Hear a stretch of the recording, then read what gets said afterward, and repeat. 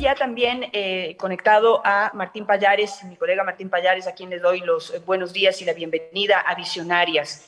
Martín, bueno, acabamos de escuchar lo que dijo Germán Rodas sobre esta comisión anticorrupción que está conformando el gobierno. Y paralelamente, vemos y nos sorprendemos con noticias como la que da en este momento nuevamente la embajada americana, que parece estar luchando contra la corrupción mucho más eficientemente o mucho más activamente que nosotros. ¿Y de qué manera? Pues les está quitando la visa precisamente a las personas que considera que están involucradas en casos de corrupción, sin que haya un proceso legal que lo demuestre de por medio. Simplemente sus datos, me imagino que tienen datos certeros, ya son suficientes para tomar esta decisión. ¿Cómo lo ves? ¿Cómo lo analizas tú? Buenos días y bienvenido, Martín. Hola, Janet. Buenos días y gracias por la invitación. A ver, lo que está haciendo la embajada americana me parece que es bastante interesante porque yo creo que se trata no solamente hay unas acciones concretas de la embajada en virtud de la potestad que tiene de otorgar o negar visas. Aquí me parece que existe incluso una suerte de campaña, una pedagogía hacia la sociedad, ¿no es cierto? Están de alguna forma advirtiendo, haciendo público de que ellos tienen información sobre eventuales actos de corrupción y que esa información les está sirviendo para hacer una selección de la gente a la que se le otorga la visa o no. Esto tiene una importancia fundamental. Esto yo creo que va a tener un efecto mucho más fuerte del que nos podemos incluso imaginar. La visa a los Estados Unidos es para muchísima gente en este país no solo la posibilidad de viajar a ese país, ¿no es cierto?, sino para ciertas personas que están acostumbradas o que se dedican a esconder dineros mal habidos, a tener una puerta de acceso a un sistema financiero, a un mundo donde pueden gastar y donde pueden disfrutar esas fortunas mal habidas, ¿no es cierto? Y además, y sobre todo diría yo, está el tema de la imagen, de la honorabilidad, ¿no es cierto? La imagen de honradez que tiene la gente. Si bien es cierto que una visa no es una garantía de honorabilidad, ¿no es cierto? No, eso no, en absoluto, pero en nuestras sociedades el que se conozca que la embajada haya retirado una visa a algún funcionario resulta ser una mancha, una huella muy fuerte en esa imagen que tiene. Entonces, esto debe estar provocando, yo me imagino, estoy prácticamente seguro, esto debe estar provocando, estos anuncios que ha hecho la embajada, debe estar provocando un efecto muy potente entre los que aparentemente son los objetos de esta campaña de la embajada, ¿no es cierto? Jueces, generales, abogados, porque hemos visto que hubo un abogado que ha sido al que se le retiró la visa, ¿no es cierto? Entonces, imaginémonos lo que es para un abogado o para un juez que se sepa que se le retiró la visa. Esto quiere decir que pierde confianza, ya sea de la sociedad, ya sea de los posibles clientes que vaya a tener dicho abogado, ¿no es cierto? Y frente a la sociedad es una marca muy fuerte. Esto debe tener, yo me imagino, un efecto muy potente. Debe estar causando reacciones, digamos, por ejemplo, yo me imagino un juez ya no querrá, se sentirá vigilado, ¿no es cierto? Un abogado también se sentirá que está siendo observado por el Departamento de Estado y preferiría ya no seguir haciendo cosas irregulares o Sí. limitarse de alguna forma, ¿no?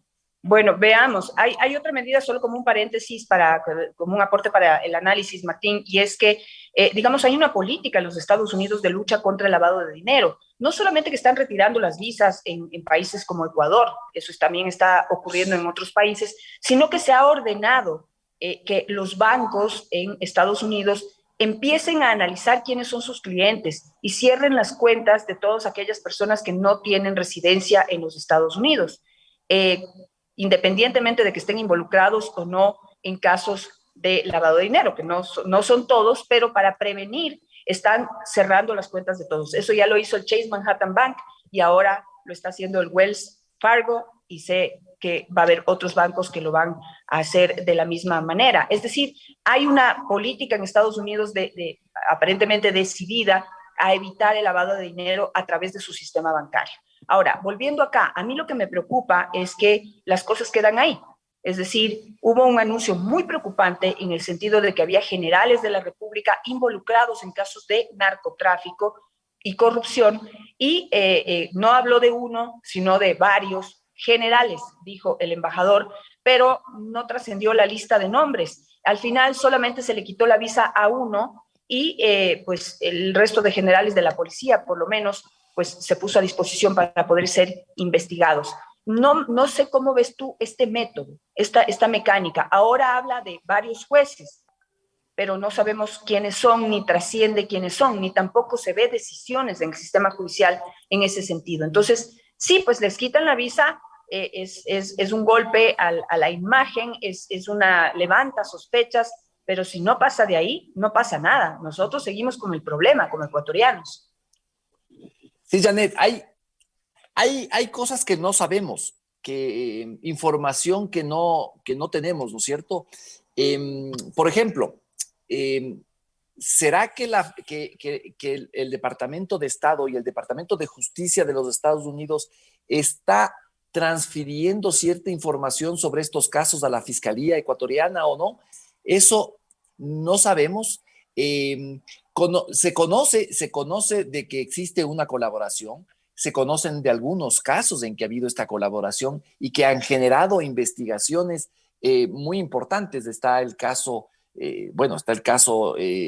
emblemático de Odebrecht, ¿no es cierto? Pero está el caso de llamado de las torres, etcétera, donde se ha concretado y se ha conocido de esta transferencia de información que ha generado investigaciones. Entonces, yo creo que si bien es obvio que tengamos nuestras dudas sobre la eficacia del sistema judicial ecuatoriano y del trabajo de nuestra fiscalía, yo creo que todavía hay que esperar. El sistema estadounidense es un sistema muy especial, en ciertos momentos es bastante lento, porque los jueces, existe una independencia bastante clara de las funciones de allá.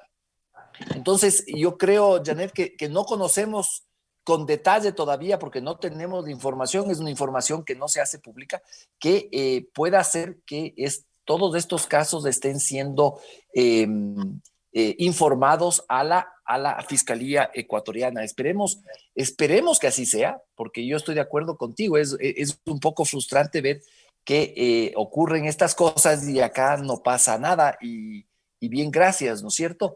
Pero yo creo que es posible que haya esta transferencia de información. Hay motivos para pensar que así es, y veamos qué va a pasar.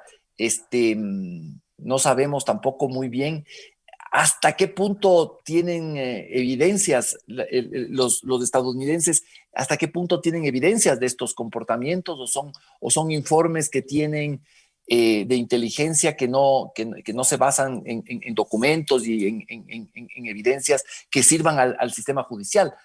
Claro. Pero sí, yo estoy de acuerdo contigo. Es bastante frustrante ver que esto es un tema que viene desde afuera, ¿no es cierto? Es un tema que tiene que ver mucho con la conducta ya de los funcionarios, de los jueces, de los abogados, etcétera, de su miedo a ser señalados por este hecho, y un temor a que no puedan volver a ingresar a los Estados Unidos. Claro, digamos como en imagen, pues terrible, ¿no? Es un golpe fuerte para cada una de esas personas, llama la atención sobre el hecho de que se le quite la visa a un ecuatoriano, pero como lo dice el mismo comunicado de los Estados Unidos, el tener visa no es un derecho, es un privilegio. y no necesitan absolutamente nada para quitarle o darle la visa a nadie. Es una decisión que lo toman los Estados Unidos de manera unilateral. Pero a mí lo que me preocupa es que eso quede allí. Y sobre los casos que evidentemente, digamos, hay colaboración con la Fiscalía, digamos, ver de lejos cómo se desarrollan, cómo les meten presos a los corruptos, es de alguna manera satisfactorio. Pero a mí me preocupa algo. Tenemos, tú lo has mencionado, el caso Las Torres, está el caso Chaldec, está el caso Luque, está el caso Sucre, de Seguro Sucre. Tenemos detenidos en los Estados Unidos pagando por casos de corrupción, arreglando y llegando a acuerdos con la justicia, pero del dinero no vemos nada. Entonces, no sé esta fórmula qué tan efectiva es para realmente cerrar estos casos y que no queden en la impunidad, que para nosotros significa no solamente que vayan presos los corruptos, sino que nos devuelvan el dinero que se robaron. Entonces, eso me preocupa la mecánica. Yo les anuncio que le estoy quitando la visa a unos que yo creo que son corruptos. Investiguen ustedes. Acá se investiga, quizás algunos están por allá, son detenidos allá, pero del dinero ni aquí ni allá no vemos absolutamente nada. ¿Cómo ves tú ese proceso y cómo hacemos para que esto sea más efectivo? Sí, no, yo comparto contigo la preocupación y soy un poco pesimista. Yo de lo que he visto, el tema de la recuperación de los dineros es un tema muy complicado. Es un tema que ni siquiera en otros países se ha logrado, se ha logrado un cierto grado de eficiencia para recuperar los dineros robados, en este caso por corrupción, ¿no es cierto? Yo he visto, yo conozco de todos los esfuerzos que se han hecho, se han contratado firmas internacionales cuya misión, cuyo trabajo es el de hacer un rastreo de los dineros y, y los resultados han sido muy malos, muy pobres, Janet. Eh, yo soy pesimista en ese sentido. Creo que la corrupción tiene unos tejidos, unos sistemas tan complejos, tan grandes que hacen que la justicia en general, a nivel internacional incluso, se vea impotente para recuperar esos dineros, ¿no es cierto? Yo creo que tenemos que ir pensando en un sistema para que ir cerrando, ir cerrando los caminos a la corrupción para no tener luego que tratar de recuperar esos dineros que, como hemos visto, han sido muy difíciles de recuperar. Martín, no sé, haciendo una evaluación, decíamos hace un momento con Germán Rodas que lo más efectivo para combatir la corrupción es la transparencia. Y en esa transparencia, ¿quiénes actúan frente con la información que trasciende de esa transparencia? Son comisiones anticorrupción que no tengan compromiso con absolutamente nadie del poder político, como sucede con la Comisión Anticorrupción que él conforma, pero también los periodistas.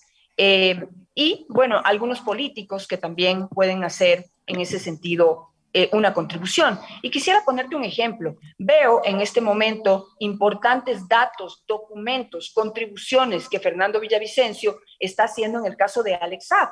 Pero no sé, veo que grita, chilla, patalea y pelea y confronta con los corruptos solo. Entonces, no sé de qué política anticorrupción, de qué decisión anticorrupción estamos hablando, de cuánto sirve digamos, esta actuación, esta actitud de los Estados Unidos, esta colaboración con la Fiscalía, si hay gente con los papeles en la mano a la que nadie le para bola.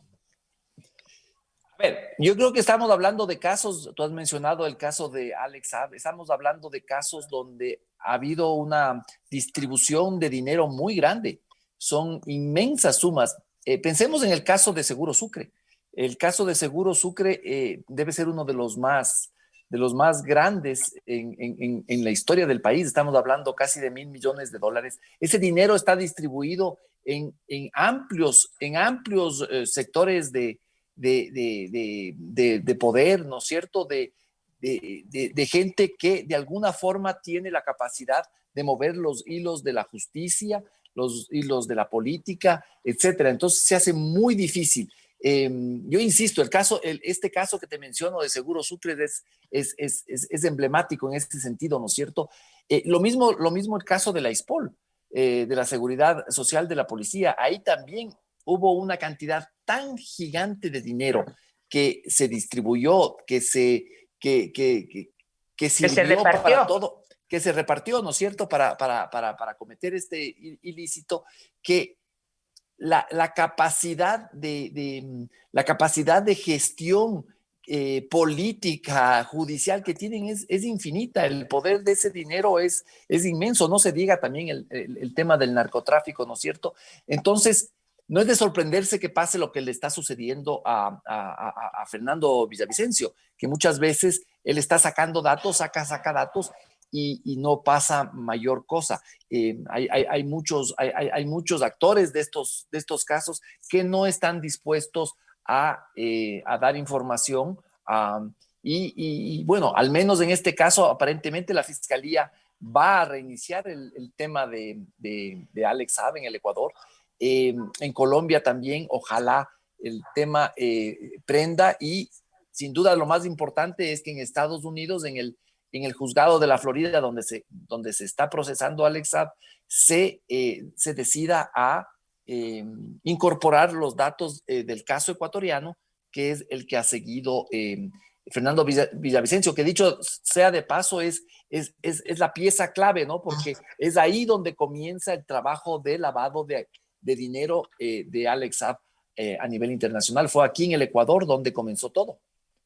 Claro, y en donde, según lo que dice Fernando Villavicencio, pusimos dinero de las arcas del Estado ecuatoriano a cambio para que ellos vayan pues sacando la plata de las arcas del Estado venezolano para poder lavarlo y para poder repartirse, mientras el pueblo venezolano se moría de hambre, se sigue muriendo de hambre. Pero yo sí quisiera dejar sentada mi preocupación. Yo creo que Fernando Villavicencio está tocando las fibras de gente muy peligrosa, que ya ha emitido y ya ha presentado amenazas frontales en contra de él y de su investigación. Y aquí, en este país, no pasa nada. Nadie sale a defender, nadie sale a protestar, nadie sale a decir nada, nadie sale a preguntar qué es lo que está pasando. Ojalá, y digo realmente, que no tengamos que lamentar consecuencias y después nos estemos dando golpes de pecho de que los periodistas no están protegidos y de que los políticos tampoco están protegidos y que aquí no se puede hacer denuncias porque entonces no hay seguros y no hay no sé qué, o sea, digamos, cosas en las que se desvían del tema central, la prevención. Ahorita es cuando, si hay que proteger a alguien, si en este caso Fernando Villavicencio está entregando información importante sobre este caso, deberíamos ponerle algo de atención. Pero Martín, te agradezco muchísimo por este contacto esta mañana para poder analizar un poco sobre lo que puede suceder con esta decisión de los Estados Unidos de quitarle la visa a jueces, abogados, generales de la República, y que pues ojalá eso trascienda para poder saber de qué se trata, de quiénes se trata y cuáles son las acciones que finalmente la justicia toma en contra de estas personas. Gracias, Martín. Que tengas un buen día. Gracias, Janet. Saludos. Siempre bienvenido a Visionarias. A ustedes también. Muchísimas gracias por este contacto esta mañana, por estar acompañándonos en esta transmisión en vivo. Esperamos para mañana no tener tantos problemas. Yo espero pronto ya que me salga la prueba negativa de COVID para poder acompañarles ya directamente desde mi set en Visionarias, acompañada de mi equipo, y que pues podamos seguir creciendo en esta cobertura que hacemos cada mañana de los temas más importantes en el Ecuador y en el mundo. Los espero mañana, 8 de la mañana, con más información. Esta semana tendremos a la ministra de Educación, con quien hablaremos sobre el reinicio de clases y la posibilidad de controlar el avance del coronavirus en nuestro país. Y también hay otros temas y otros casos importantes que serán analizados en este espacio.